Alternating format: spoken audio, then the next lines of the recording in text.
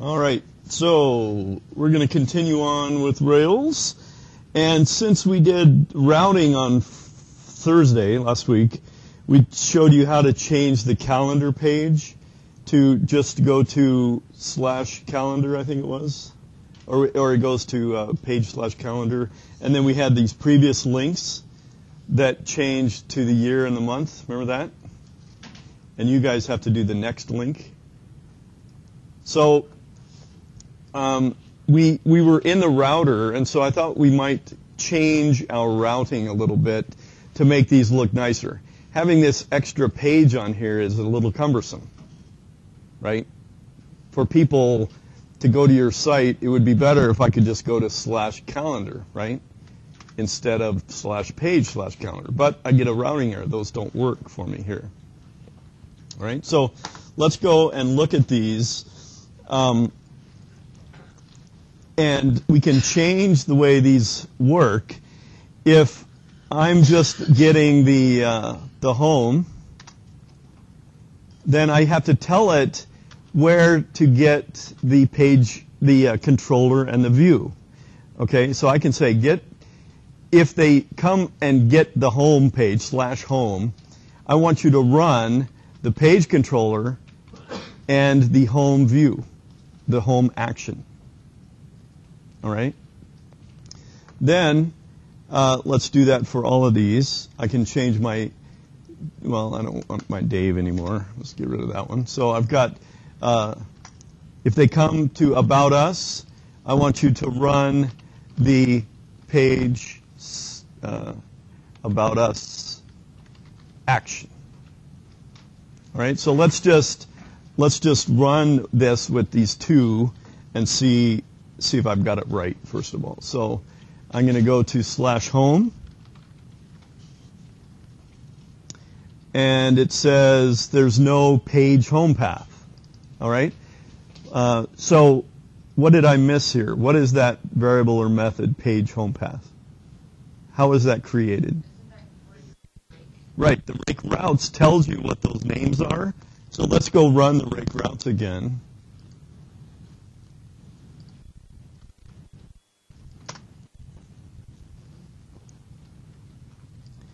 And we'll see what we had here. So my home is now not page_home. The method name is called just home. So my method name would be called home_path or home_URL. So in my code, anywhere I had page_home, I want to replace it with just home path, right? So that's all in my nav, nicely put into my shared partial here. So all I have to do is take off the page now. So I'm going to take these off. So now my variable, my method name is just called articles path or products path or calendar path, etc. All right? So that will fix that, but let's go and fix all of these guys. This is going to go to the page controller and the contact us action. I wonder if there's a nice, nope.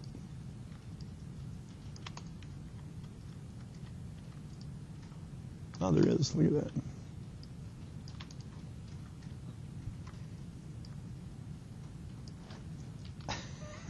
Let's see what it'll do. Let's see. Look at that. So I held the Shift key and the Alt key down, and I can draw a square around the different things I want to have, and hit backspace, and it does them all. Isn't that nice? And then I want this roughly to be on every page, so I'm going to just copy this down here and fix these all up. So this is going to be the products page. This is going to be the newsletter. This is going to be the blog. And we'll do the same down here.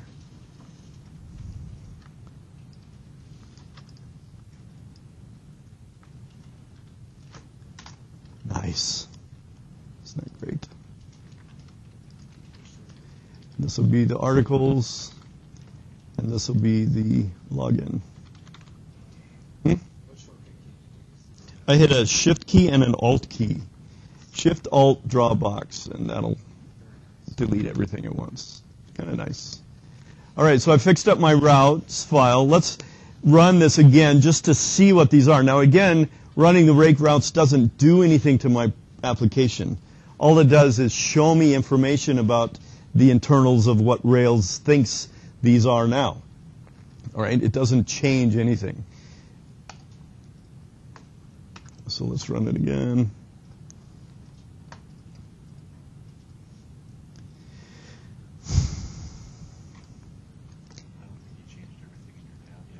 Probably not. My nav is probably wrong. So we can go find that out if I reload this. So I got page newsletter path still. So let's go fix my nav again. So I've got to take this page off here, and this blog, and this login.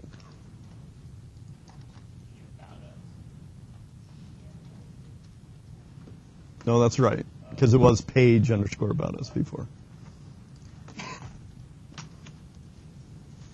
All right, so now I've got a /home. I go to about. I go to /about us. Isn't that nicer? It's a nicer URL. I took away the page. Even though the page is implicitly in my Rails application, my routing file takes care of that for me, and I don't have to change anything else in my code. All right, so oops, I got a calendar here that's wrong.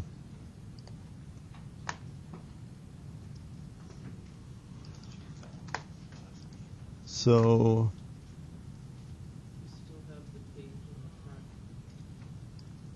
there you go. All right, so that should fix that guy. Except now page is no longer there. All right, so products, calendar, articles, blog. Beautiful. Isn't that great? Log in.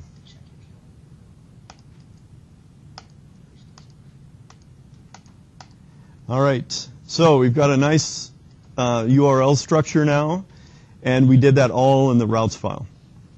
Now, one problem we have is they don't have that in here anymore. Oh, there it is. What happens if I just go to my website without anything after it? That's a problem, right? How many people go straight to your website, not know the names of your pages? Everybody. So that's a problem, right? We do not want that to come up. So instead of coming to this default page, I can tell my Rails application which page do I want to come up if they go to my top level of my site. And that's called the route. And this is, they've already got it here commented out. And it says you can have the root of your site routed with root. So there's a root method in the routing system. And we tell it what controller and what action to go to. So what would this be? Page/home, right? It would be basically this. I want them to go to my home page. So I'm going to change that to home. And now reload that. And bada boom, bada bing, my top level of my site now goes to a correct page. So from now on, your websites that you turn in should have this set. Your routing should be set so I can go to the top level of your page and see your website, not that intro to Rails, intro to Rails system. Right, that's why. Yeah, that's why. Not so much. All right, any questions on that? So the routing system is really powerful. We can do all kinds of stuff in it, and it can get a lot more complicated. We'll be doing some more of these things as we add like our products and things like that we're going to talk about. All right, any questions? All right. So I want to work on the Contact Us page now to talk, because this is really your next assignment after the calendar. And you know enough to do the calendar, so I'm not going to continue on with that one. And since you don't have any questions on the calendar, it's just perfect. right? So I'm going to change this and start working on some information to collect from the user. Okay, now remember, web applications are all about forms, right? We want to submit forms to a website to buy something. We submit forms to the website to search for something. Everything in a dynamic website is done with forms. All right, so you should know how to do forms by now.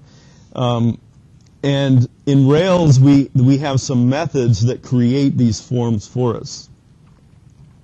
All right, and we start with a tag called form 4. All right, and the form 4 is a method, so let's go look at that in our API. I should have put this up here. So form 4. So this is a way to create a form with a block of code. Okay, so we're going to be putting some code in here and creating a submit button and everything all inside of this form button, this form method. All right, so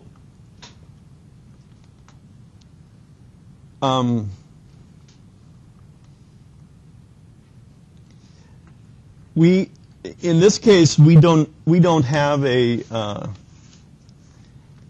model to go with, so we're using this without a model. They don't have any examples on that, I don't think, here. Nope. So hold on. All right. So the form 4 requires, and this is one of those unique cases in Rails, which irritated me when they went from Rails 2 to Rails 3. They changed the way this worked. This used to be like this. And because you don't typically output the value of control structures, right? We didn't put an equal sign for a while loop or an each loop. And so it used to be like that. Now it has to be like this. And we tell it where do we want this action to go. Remember, a form requires the path and in the action tag. If you were to just write this out, a form tag, it would look like this, right? Form action equals / about or contact us, right?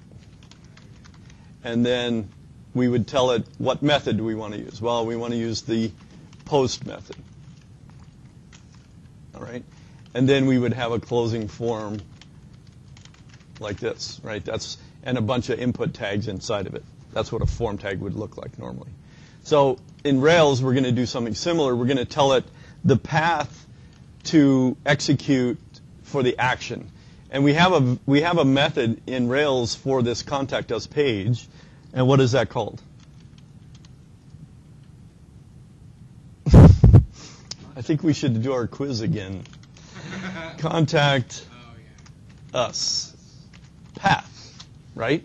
The path that we want to go to. And then we want to pass it the method of where to go to, what type of method we want to use the post method. All right? So that's how we start our form. And then at the end, we close our form. End. Just like a block of code, like a while loop. And then inside of this, unexpected end. Well, thank you for that. So inside of this, we would put our tags our input text boxes, for instance, right? And normally inside of a form, you do something like this. Input type equals text, name equals name, value equals Dave, and that's it, right? That would be a typical input tag for a form. So again, we have some methods in Rails to do this for us. And so we're going to have a method for our name tag, all right? So we want to output a text field tag. We want a text field, and we want to name it something like name. So we use a symbol for the name. And then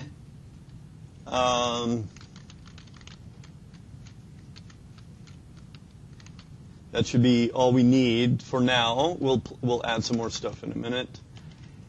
And now, what does every form require also?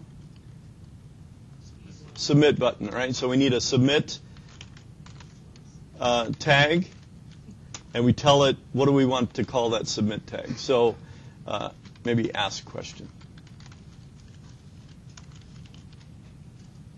All right. Now, for some reason I'm still getting this equal. I don't. I get confused on this all the time. That should be right. So let's see what it says. I closed all my tags. So why does it think this is wrong? Well, let's go load our page. Contact Us is under my About Us, so there's my Contact Us page. All right, so we still have a unexpected end of line, unexpected end. All right, so why is that wrong? I don't know.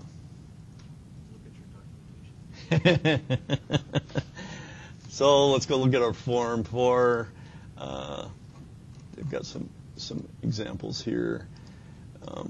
That's exactly what I'm doing. That's a customized one.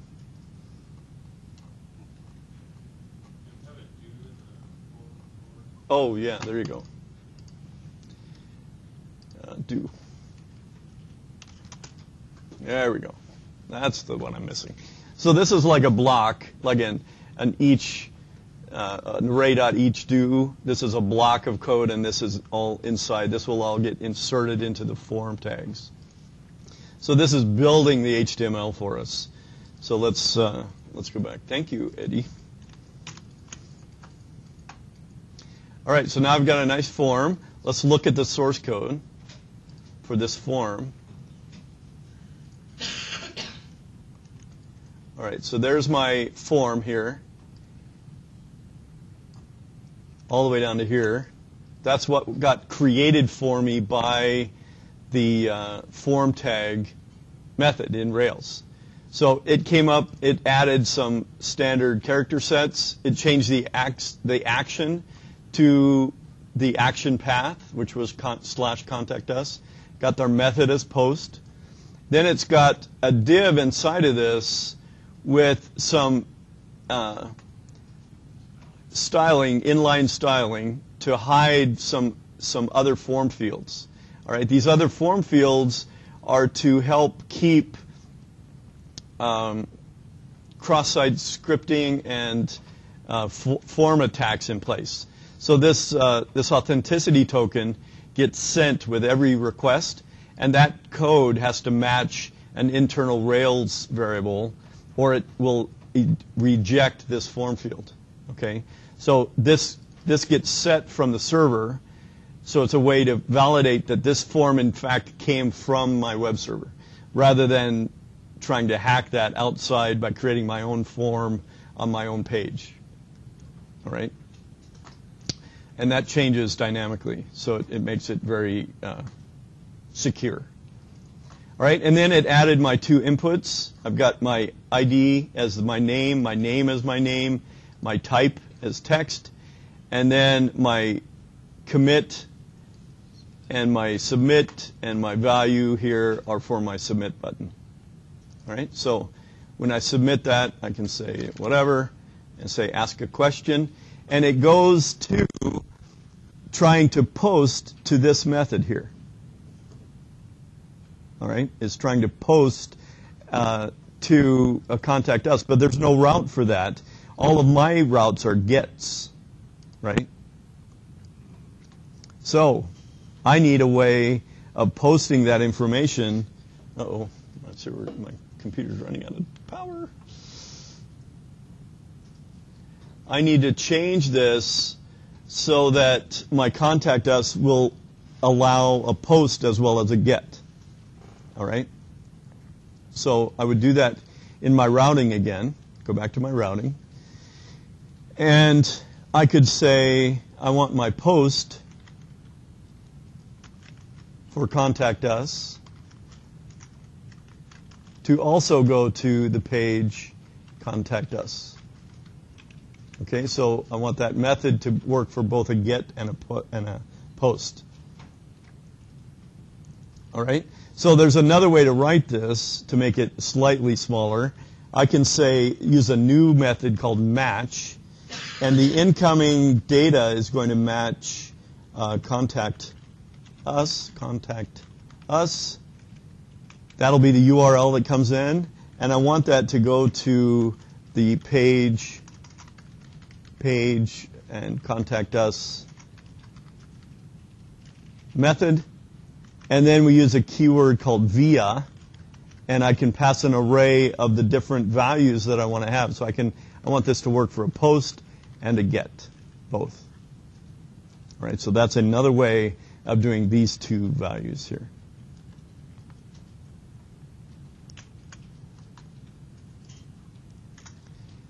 All right, so these are identical ways of doing that. This is just a little drier.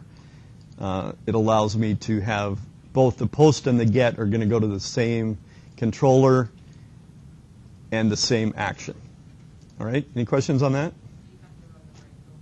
No, rake, again, does not do anything except show you, the developer, what the routes are. It doesn't change anything in your project. Okay, so let's see if I reload this guy.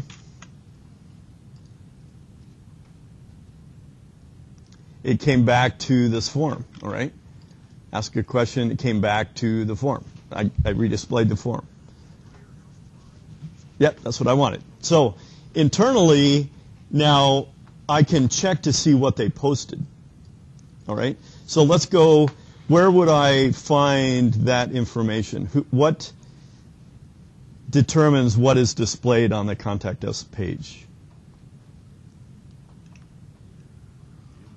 This is the view. So it's the controller, right? So in our controller, this is the thing that gets the first request from the browser, right? It goes through the routing, and then this Contact Us method happens. Remember our calendar, how we got data from the URLs? So we want to get that data from the params hash for the form data that was sent to us. So everything from a form data, I can say, save it into an instance variable. I can say, look at my params hash for the name of that input field, which I called name, right? So now all I'm doing is looking up the keyword name in my params hash, getting the value that was stored in the text box that the user typed, and now it's stored in this @name that I can use on my page to display, right? So I can say something like your name is, and echo out the value of the name variable. I know that's I got PHP on the brain now too. I got too many going on here. All right, so let's reload this. Type something, ask a question, and now it says your name is, and it took all the data that I had typed in here. So if I said Dave Jones, ask a question, it goes through the controller to the method called contact us, gets the data out of the params hash, which was inside of this text box, stuffs it in an instance variable that I can then use on the view again to display information. All right? So given that information, how can I use that instance variable to make this sticky, to put back into the form what they typed in the first place? Because notice how it's wiped out, right? You can use it in your HTML page, the view. I can, right? Inside of my view, I've got my instance variable name, and instead of the name here, I can add that value to be replaced with the value portion. All right? So the second parameter of my field name, I can just pass in the value name. All right? So name becomes the value portion of the input tag. Value equals quote, name, quote. That's what will be generated by my code. So now if I type Dave, ask a question, it generates it, stuffs it back into the instance variable, which puts it back into the value portion. So let's look at the page source for my... Reload the entire page just to do that. Yeah. Where's my form? Here it is. Okay, so it took the value equals portion of this input tag and filled in the @name, whatever that was. So if I go to the page without that, without filling it in, and I just go to a get, what gets put into that @name? Okay, so the get variable is coming into my page controller. It's looking for a param subname. It can't find it in the keyword, so what does name have in it? Nil, which is essentially a blank string, right? So when I print that out as the value, this becomes nil, so my value just will say value equals quote, quote, nothing inside of it. Does that make sense? Okay, good. All right, so let's add some more. Let's add another field form. We'll call it text. We'll call it email field tag because Rails fully embraces HTML5. This will create an HTML5 email input tag. So I'm going to call this email, obviously, and we'll pass in the value of email, which isn't defined yet. And then in our controller, we're going to use the same code to get the email instead. Whoa, that was interesting. And we're going to get the value of email instead. All right, so let's see what happens.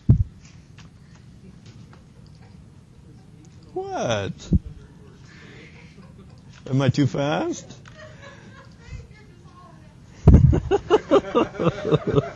Sorry. I'll go back to it in a second. So I've got them on 2 lines here. My name is something, and this one is an email, HTML5 email tag. So the browsers are starting to realize that. It knows that on the client side, this is not an email address. That's included in the regular expression. To check that. It's all done by the browser itself. Okay, so that's an HTML5 thing. So if I do something like this, .com, it says, okay, that's fine. I will allow that, and I'll allow you to post that data.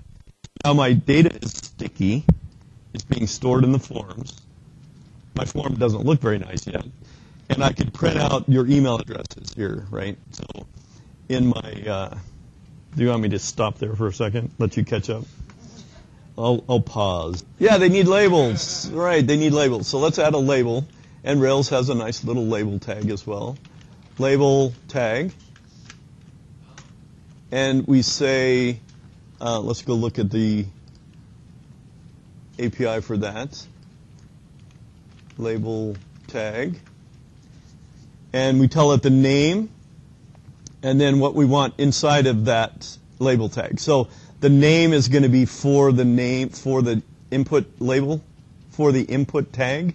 So that name has to match the name of the input label, right? So they're tied together.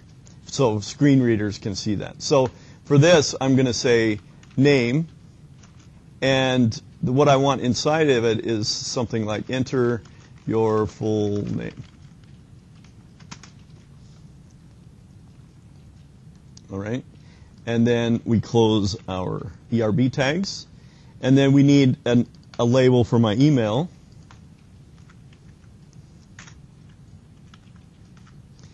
And we're going to call this email so that it matches this one. These should be the same names. And then enter your email address. Right? So let's see what that looks like. Probably. Probably. Let's see what it looks like. Garbage, right? So I need a break tag right here. That would make sense. So right after my text field tag, I might put a break tag in here with a closing thing. Even though it's HTML5, those are allowed, so it's okay. You don't have to, but they're easier to type, so why would I do anything else?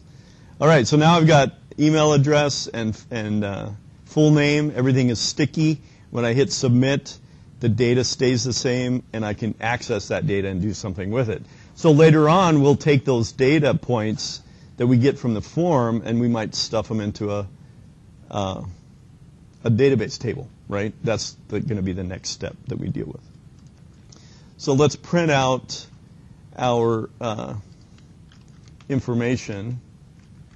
Your email is, and use our instance variable that we have. And now we'll be able to see what we capture.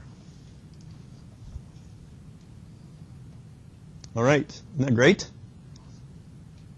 Any questions on that? Remember the flow that's happening. When I hit submit, this is doing what type of an action? What verb in HTTP is being hit? Post, all right? So when I post, I'm going to the post route, which happens to go to the same controller and the same action called the contact us in the controller. So I'm in the page controller. I'm in the contact us method. I extract some of that data from the params hash. That params hash is filled in for me automatically by Rails magic before it even gets to me, right? It creates that hash for me so that it makes my coding easier to deal with. So I save those in instance variables so I can display them on my view again, and so that's made a round trip circle, all right?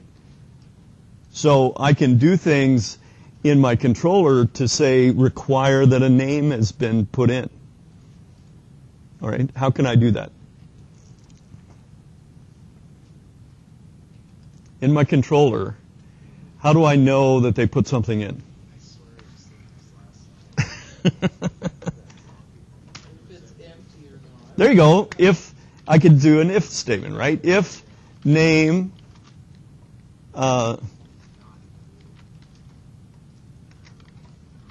not equal to a blank nothing. Could you put no there? Yeah, we'll see what actually comes through. Then I want to set an error message, maybe, to say must enter your name. All right? Then I can use that variable on my view to play with something, to display or not. If this is not set, what is that error message going to be set to? Nothing. So unfortunately, this is not PHP, so we're going to have to define that. But let's go see what happens. Let's put this on the page and say, let's just print it out. Error message. All right? And we'll put a break tag in there just for fun. And we'll reload this, ask my question. Everything is fine. It says must enter your name, so that was obviously wrong. Let's enter nothing. And nothing is displayed. So my logic is what? Backwards, right? So let's go back to here, and we only want to set that if it is blank, right? I did that on purpose to show you. You listened to me, that was your problem. Dave. What? I said, you listened to me, that was your problem. Yeah, that's right. I probably did. Yeah, that's. I got to blame it on somebody. Ken is a good target. That's good. All right. So now, what happens though? There's another way to test this that a lot of you guys are going to miss. If I go to the get on this, what's going to happen? Okay. So in this case, it's fine. The error message was blank, so it's going to display nothing. So we're fine here. And I want to put my question on a new line.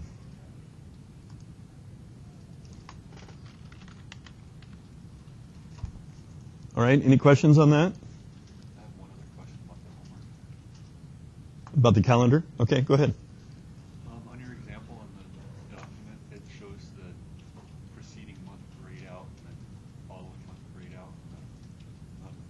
You don't have to do that. That was just an example. You mean like here? 31 and Yeah, there? you don't have to do that. You can have blank spaces like I did here. That's a little more difficult to do.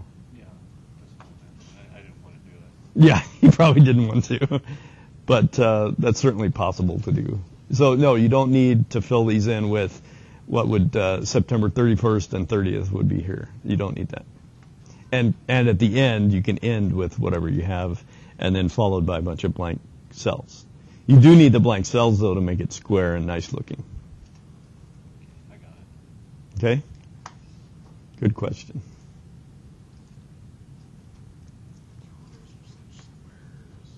They are squares.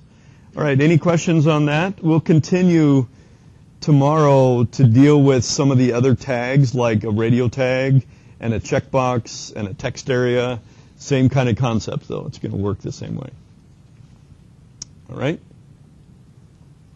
So here I am doing your homework for you. So this is pretty easy. All right, no questions?